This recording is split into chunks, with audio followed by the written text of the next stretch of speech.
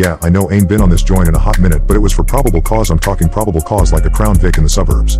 But anyways, we have all gathered here to mourn the loss of VUL. Now I know your ass probably said fuck is AVUL, a inner city gang, but no funny business. That is a good damn guesstimate after them receipts came out on Mr. Krabs aka Sir Timothy Isaac Newman putting his crusty clam juice claws on over $70,000, and that was just the camp fee alone. But yeah, it got sticky, and so sticky to the point surviving VUL was a thriving hashtag and even actually surfaced on another bigger YouTube channel that is not called Post Cells, and let me just say Newman, along with the culprits on staff, got ethered.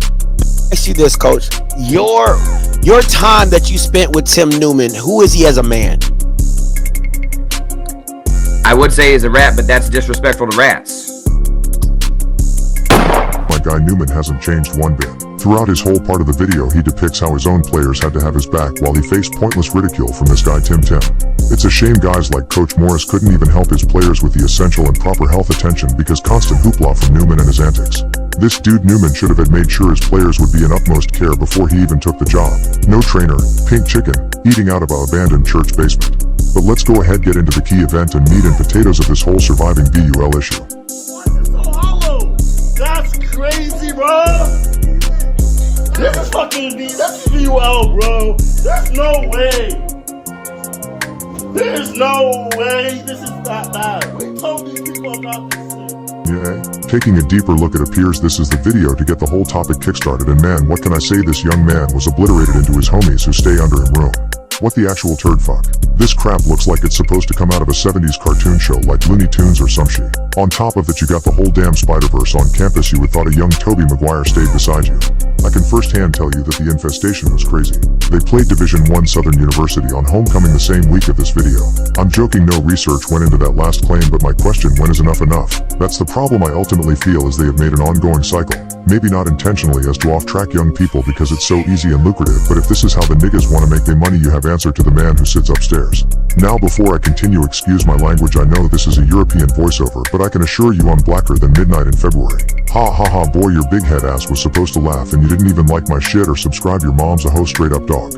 Not FR in my FBG but a voice, I just joking. Now in my head I'm like 99% sure the stuff going on in Lynchburg, Virginia can be persecuted by law, but once again the people facing the trauma is what? Fair-skinned people. And what's the biggest policy in the fair-skinned people? Snitching. Yeah, save it. We all watching this video know melanated people don't want to be known as no Boston Richie ass nigga even if they are innocent from everything.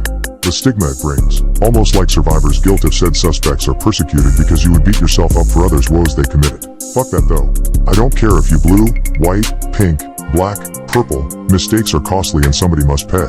VUL was a mistake, so you tell me who gotta pay their dues. I'm the recruiter, so I feel so bad for some of the players and parents because I'm the one that's doing it. You know, I'm feeling like a henchman, whatever the case may be. You know what I'm saying? Like I said, me, young, dumb, you know what I'm saying? Opportunity. Like I said, I told every player, whatever the case may be, I'm not afraid to speak up, you know, on the situation. That's why I'm coming out with it now.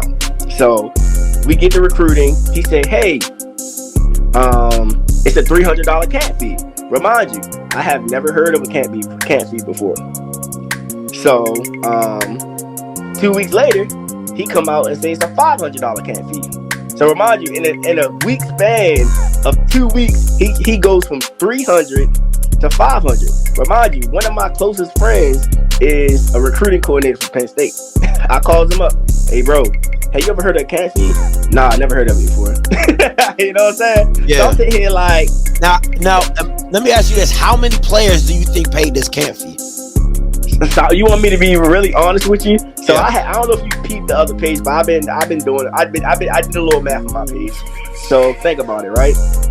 Just me alone, I recruited about 30 plus players, right? Okay. So that's about 30 plus players times 500. What's that? What you got? Let me see. 30 times 500, 15,000. 15,000, right? Yep. So how many players did I tell you that was coming to camp? So normally the average player that come to camp is around 130 players. So do that math for me. Times 500, 65,000. 65,000. So $65,000 he made before a kid even stepped foot on campus. That's crazy. That's crazy. And then from a source, I'm not gonna get into no source, but from a source, I heard there's no such thing as camp fee. The camp fee didn't even go towards the football team or none of that. So guess where the money going? Into pockets. And you want to know where it starts at? It starts at the top with the president of the school. Because guess what? She need to be held accountable because absolutely, she the one that hired the scammer. Absolutely, you need to be held accountable and know where this money going. Before I let you go, Coach. When did you was like, yo, I gotta get out? I can't do this anymore. So I'm gonna be completely honest with you. The light bulb clicked with me during the middle of the season, but it's hard. It was hard for me to leave because of the players I recruited there. In my mind, I'm like, damn, I recruited these kids here. I can't just leave them here. You know what I'm saying? Yeah. Because these kids will call me and they will express everything to me. So for me to leave, that will be some sucker stuff. You know what I'm saying? So I stuck with it through them. Like the same stuff they was going through, Coach Doe was going through. You know what I'm saying? Like I told you, I came back home homeless. Yeah. I'm in debt, getting myself out of it. You know what I'm saying? Yeah.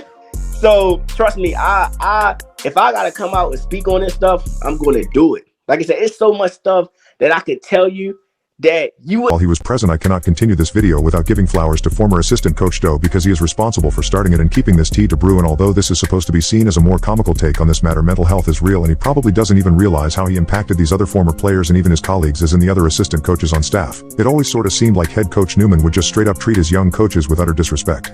I can recall times where he speak to the guys almost as peasants. Now you probably ask yourself, who would even want to put up with that? Well, the honest truth is desperate times call for desperate measures, and I feel that's where understanding between player and coach dealing with the same woes allegedly. Now I do say allegedly, but when you have people not being paid within weeks or on an even drastic amount months on end, that's one against the law and just morally incompetent. I believe Mr. Newman lost his morals a long time ago and probably suffers from mental illness himself. Hence, what people usually don't realize is most stress is brought upon you not being your own personal stress, but usually narcissistic being.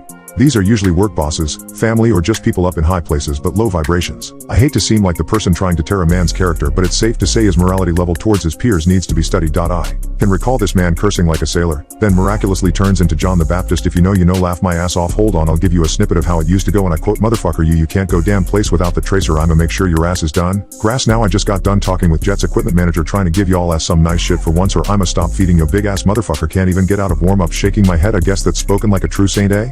I'm not saying everyone is and all who attended were saints either, but respect is earned, not giving. Man, I can recall some very disturbing prejudice comments to our Mayo brothers as well, or those who appear Mayo, hence Hispanic brothers possibly, or Arabian brother. Dude is on that same totem pole as the Bishop Sycamore guy. Now I'm not gonna give him any more fame than he doesn't need, but if you look that coach up, that will give you a similar idea to Newman, but he won't dare show the public his secular side so he can continue to trap young black dudes. I find it insane as him. Someone with two young driven athletes himself can sleep at night running a program like he does, but probably like a baby if he can wash, rinse, cycle, repeat every year like this with no remorse. And oh yeah, as for the Franklins in the front office of VUL, you know the role you all took place in this and should be held to just as much accountability with no repercussions. Newsflash, you guys are managing a failed state and stuff your little fat chunky pockets, and when the young people told you about a need or concern, you told them in the words of boss man D-Lo, burn up Nika and dismiss them, but repentance is only needed because 2024 is the year of exposure, hence Cat Williams, Monique, etc., and we can start off by exposing y'all for making this man Newman his own boss. When VUL definitely had a previous AD that's here nor there. The real crime here is the weird behavior y'all allowed to go on, like forcing the girl basketball team to play Division I collegiate volleyball. Now anybody watching this who has played a sport or grew around sports know this was a recipe for disaster, and they could have everlasting effects just by the embarrassment. In Google, guess what I see? This is the only other picture I can find of this woman. Now, I would surmise that this is her. I would surmise that this is her. Okay? Hey, listen.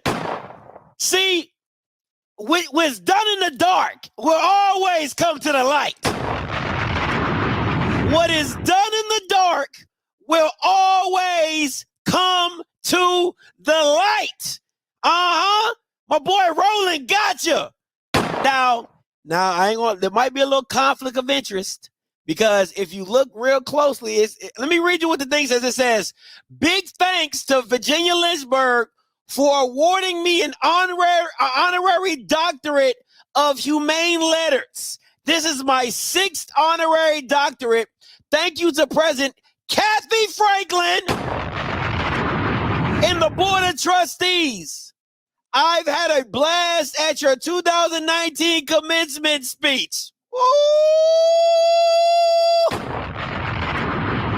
Boy, scammers be scamming, don't they? him back. And I honestly, if I'm being honest with you, I think Coach Newman knows that if them boys don't got, you know, if they don't got the grades, they can't transfer, because like the coach said, the basketball coach, like he said, they can transfer their classes if their GPA good enough. But how your GPA gonna be good enough if your coach telling you don't go to class, come to practice? It all what he's doing. Yeah, it all works together. It all works together. It all falls together. All of that fall together. So as much as y'all want to say, oh, they don't go to class, this, that, and the third, they not lazy. They do care. They do turn their work in. Even the one boy told you he be turning his work in, and they don't put the grades in. That same thing happened to my friend multiple times where he turned something in and it just didn't get put into the grade book. And let me really blow your mind. They got a teacher there. All right, he teach 3 different subjects, but don't got a degree in none of them subjects. Now you know put that out there. Now you know you gotta drop his name. Let me text my brother. Hold on, because I'm gonna get it. Hardship and ultimately sharing the same battle, students at VUL created a bond between them. Some would even say, and I quote, my brother's keeper, and the PTSD comes and goes, glad to be long gone from VUL, but I'm happy to be a part of the voice on my Dirkyoshi. The biggest problem even trying to cover a topic like surviving VUL is the evidence seems like it never ends, and it's always a crazy and ludicrous story left out, so this was just surface level things. First and foremost, off-script YouTube channel will be in the bio. Please go watch as much as the longer video as you can. He did a great job. And to you, sir, if this is something you don't find appealing, then let me know how to go about correcting. If you were touched, intrigued, or just hysterically shocked by the events in this video and you would like to maybe hear more horror stories to confirm this madness, please ask for part 2. Also check out the actual Twitter hashtag #SurvivingVUL, as well as check out Coach Doe Twitter that will be in description, which had a plethora of events that took place through his timeline. Like and comment if this is something you would like on this channel, or if you were in any fashion connected to VUL. And oh yeah, to my fellow former teammates, it's time we got the bag off them for once. Peace. I don't care what nobody say. And he out here suing people, he can sue me. I said what I said. I said what I said.